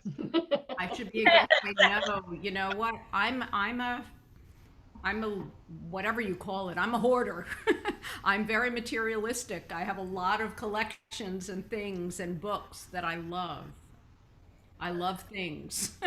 I was brought up in that. And also you should connect with a woman. I'm going to send you an incredible writer named Akiko Bush, who has written about the connection of things, a beautiful, beautiful writer. And she talks about the connection we make with things. I should really send it through to you, Susan, so you can share it with everyone. Yeah, please do. She's, Yeah. I don't even know what her background is. I was saying to Misha that, I think that the idea of stories and personal stories, as you were saying, Michael, is so important and so powerful. And the candles I light every Shabbat on the Zoom is with my family. We blow them. I blow them out. I carry them downstairs to the kitchen where we relight them each week. There's such power in this, and I mentioned this to Michael that we should have a chavruta dedicated to to the art of storytelling and sharing our personal stories. I just think it's just an amazing way to connect and Well, learn so much say about each too, other and build deep friendships. but I have to through these say bonds. too, It's great. Susan, to you and to Misha, that I think one of the differences now with Misha, and maybe it would have happened anyway with Zoom, but Misha is allowing each of us to have a voice. And it's a very different conversation than we used to have. It wasn't, I always loved for all the rabbis that we had, when we had a chance to listen to other people and to really connect. And I mean, I don't even know half the people on Zoom if they're part of the temple or not. It doesn't really matter to me. But the fact that people are so equally sharing, and I really relish these evenings, and they're just so valuable, and so, you know, they go so deep. They're so awakening. I was trying to explain to someone tonight about the service that we had, I guess about a month or two ago, where we went into that lighting person's studio. Oh, That- Giora, his work is extraordinary. I Isn't mean, it? Amazing work. Beautiful. I don't know if that would have been, if it would have had the same impact if we were all in the space, because a lot of people couldn't have come, etc. Right.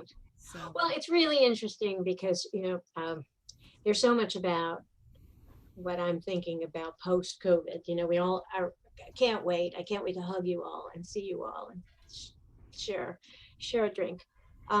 And all that said, there's lots of beauty that I don't want to lose in this, exactly what you're saying. And that when we think about programming going forward, it will certainly include this, a hybrid model of, what works, what doesn't work, how do we maintain this kind of connection, and interspersing, what gathering in person with this kind of, because it makes this kind of gathering, because it makes it so much more possible for many who are out of town, who have health issues, who have young children, all kinds of things, and the kind of conversation that you can have. I mean, nothing kind of replaces, at an oneg, the let's stand in the corner and really, share something. But this does. It really gets to it. It's the heart of it. I want to figure out the right way to maintain that. Yeah. There's an equality to having everybody's face. Yeah. That, I've joined other groups, and you know that if you walked into a room, you would find a corner with a few people. Right. You wouldn't have the conversation that you're having with 9 people right now. It's really it's different kind of listening also, I find.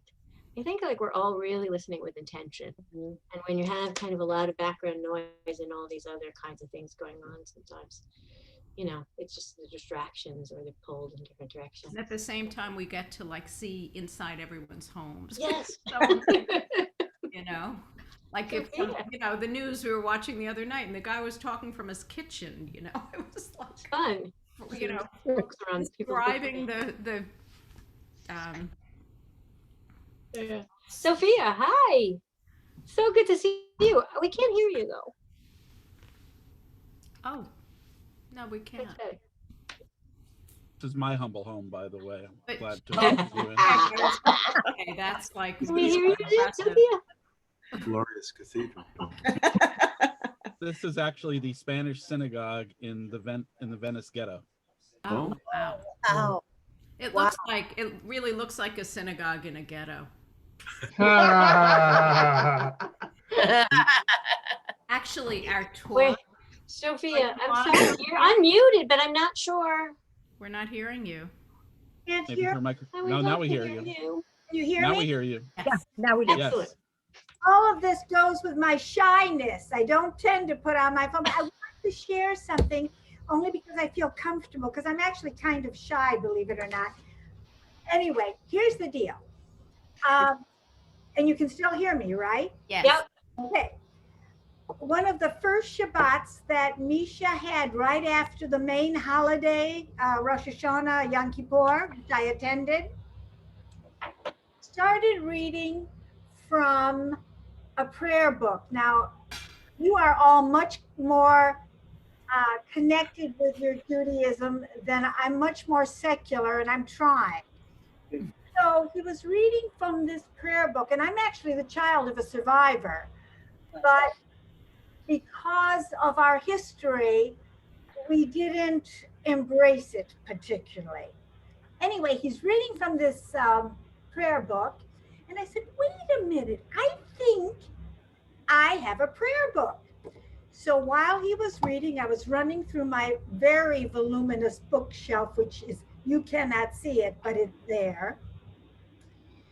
And I pulled down this old prayer book, and I open it up, and it's of course in Hebrew and in German, not in English.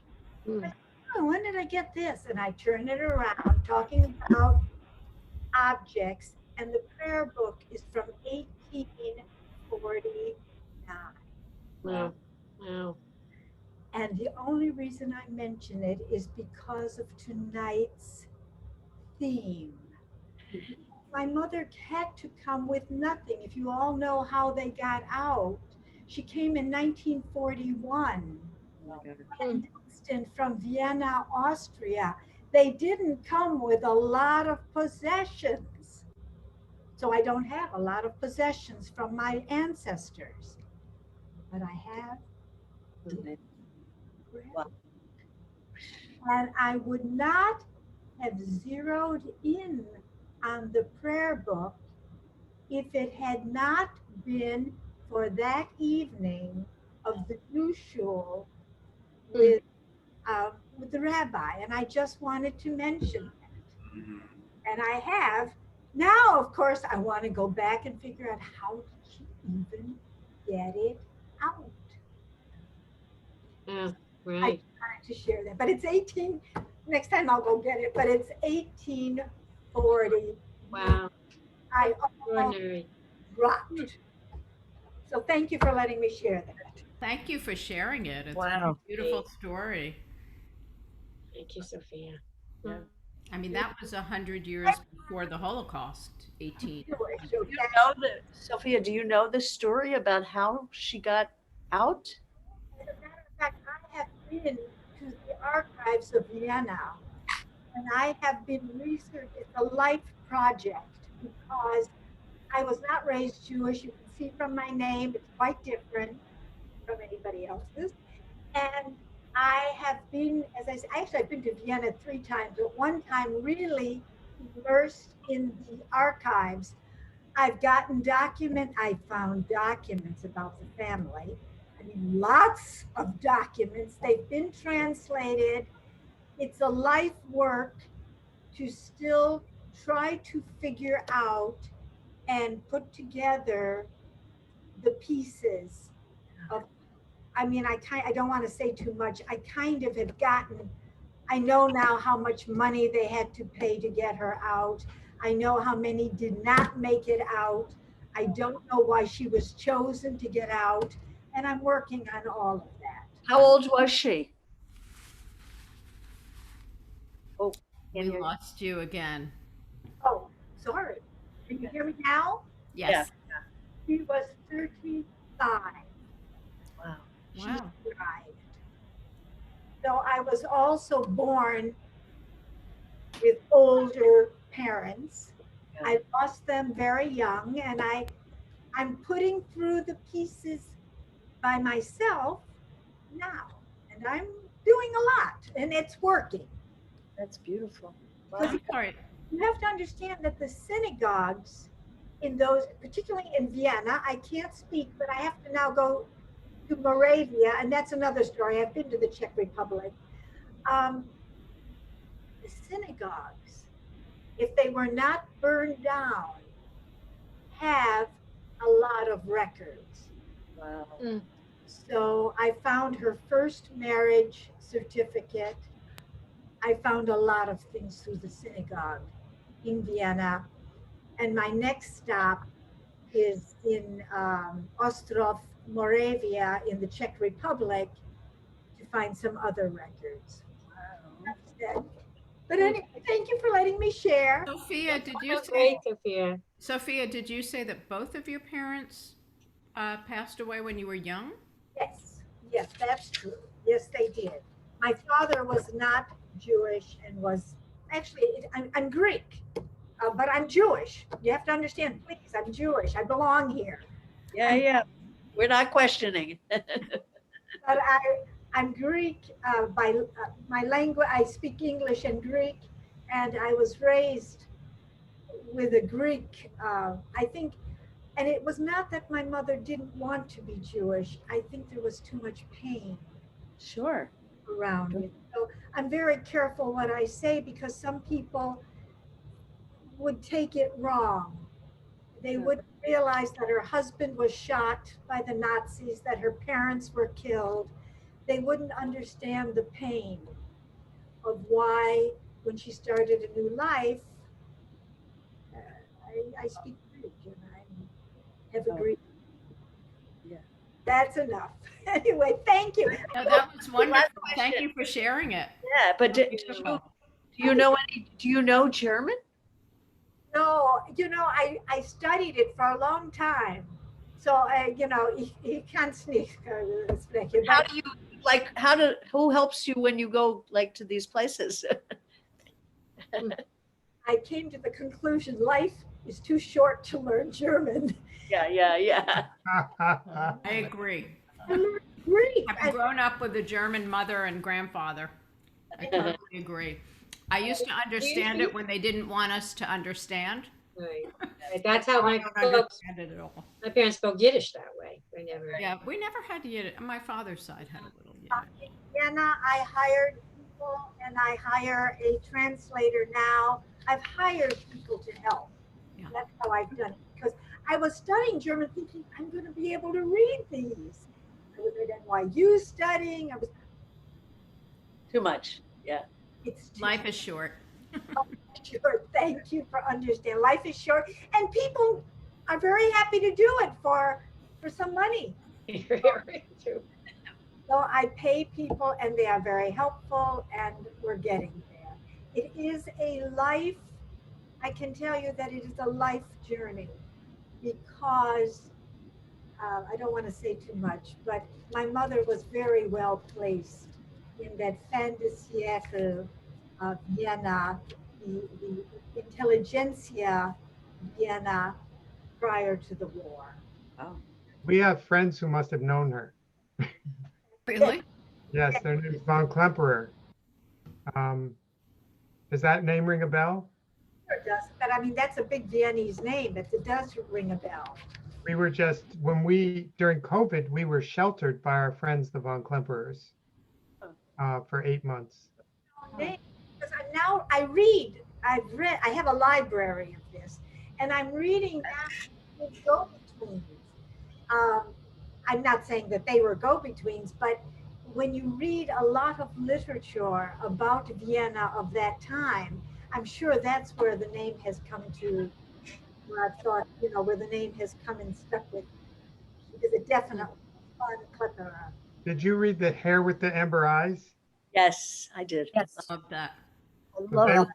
They were friends of the von Klemperers too. Hare with the amber eyes? The air. Yeah. H-A-R-E. The rabbit. Oh, rabbit. It's about a wonderful Japanese book. Inro connection, right? Inros and Netsuki. Netsuki, right? The Japan, yeah. Which my father has an Inro. I have a beautiful Inro connection. Sophia, we lost your audio again. I don't know what's. Can you hear me now? Yes. That book got me started on this journey because. Yeah. And I said, so I can go. And then I saw the movie, The Lady in Gold. Yeah. I don't know that one. It's not called, what's it called, Dizzy? Klimt. The one about, what's his name? The artist. Oh, Klimt. About Gustav Klimt. Pearl earring? Gustav Klimt. Oh, I don't know that one. Oh, that's brilliant. Brilliant. Yeah, it is beautiful. Yeah. Beautiful. That's when I saw, but I have to tell you, the archives that they had in that movie are very different from what the archives really look like. That's why it's called the movies. What was your mother's last name? Leffler. Leffler, like Kelly Leffler. Leffler was her father's name, but she was Leffler Ungar Tieberger. Her first husband was Thie Berger, Tieberger, or T-Burger. And I also, by the way, have been researching him. And you know, I'm going on and on. I'm so sorry. No, this is what this is Fascinating. for. This is totally what this is for. Gorgeous. We lost you.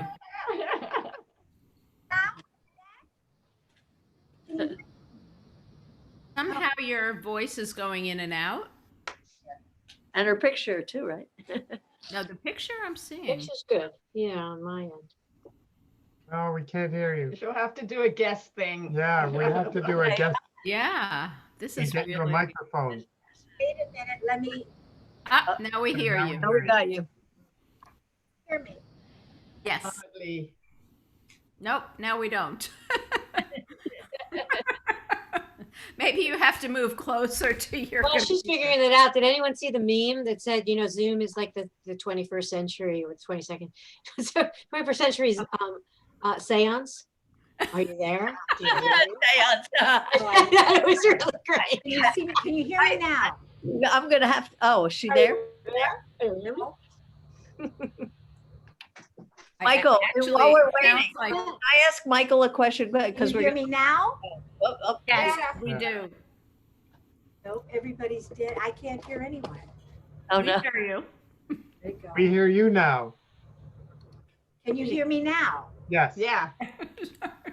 I can't hear anyone. Oh, What were you going to ask Just Michael? wanted to say, can you I hear wanted me? to ask Michael, how, when you said you got that you got all these We'll carry this on another time. Okay, thank you so much. Another time. so good to see you, Sophia. I remember meeting at the farm. That's great.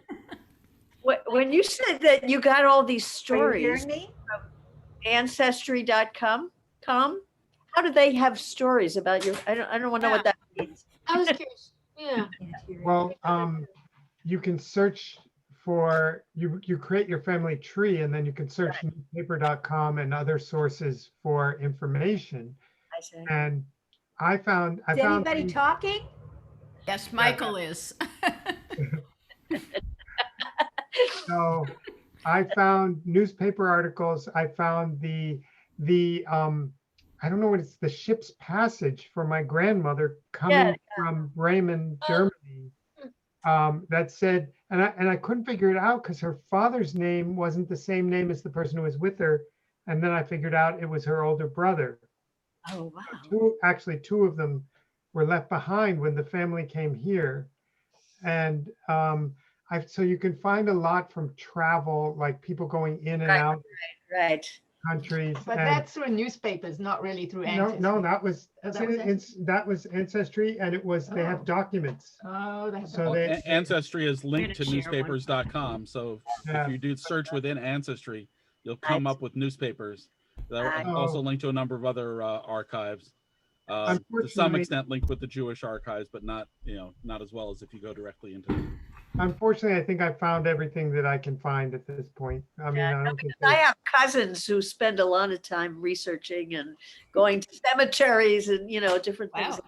Yeah, Mm. which is we amazing. did find Cindy and I, by coincidence, have a goddaughter in Chattanooga, Tennessee, where my great grandfather went. And we found the cemetery where he was buried. He was the first Jew buried in this cemetery. Wow. But we couldn't quite find the exact grave. And we were there with some very non-Jewish people. And we just went to the top of the hill and we said Kaddish. And it was very moving because we could see the old stones from the original stones had fallen over and were covered with dirt and not well maintained. But we knew one of them was my great grandfather's grave. Wow. Lovely. Wow. A very close friend of mine just told me last week. Her parents were both survivors. Her mom was only 12 at the time, and she got out on the kinder transport. And her father was significantly older than her mother. by about almost 20 years. And they met in Palestine and stayed there for a little bit before emigrating to New York. And she found out through ancestry that she was donor conceived, and she was an only child. And she just found this out last week. And Dr. Gisela Pearl, who was very well known as, she was a doctor at Auschwitz and saved many pregnant women by giving them abortions. She then came to New York and studied with one of the most preeminent fertility doctors. And her mission in life is she saved these women because they would have been killed along with the babies, was that she performed these abortions so that the women might have a chance to survive. Many of them, of course, didn't, and some who did. But that she came to New York to study with this very preeminent, as I said, fertility specialist way before they're, and like a real leader in the field, who then, used medical residents at this was Memorial Sloan Kettering in New York, medical residents as donor, because there were the ethical issues that we have now. Right. So I am extremely close with her. I've known my friend since literally we were in nursery school together. 3 years old, we went through Hebrew school together at USY, and she was the maid of honor at my wedding. I was the matron of honor at her wedding, et cetera, et cetera. And so we've always considered ourselves sisters. And so she's found that she has 9 siblings that she's met already.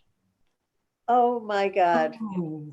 And she sent me a picture of one that, you cannot believe. And, she was born in 62. This woman was born in 63. She's met, there's several from 62. There's several from 64. They're all in the same, and they, so is it through one the woman, father? Exactly like my friend. It's through the father? Yeah.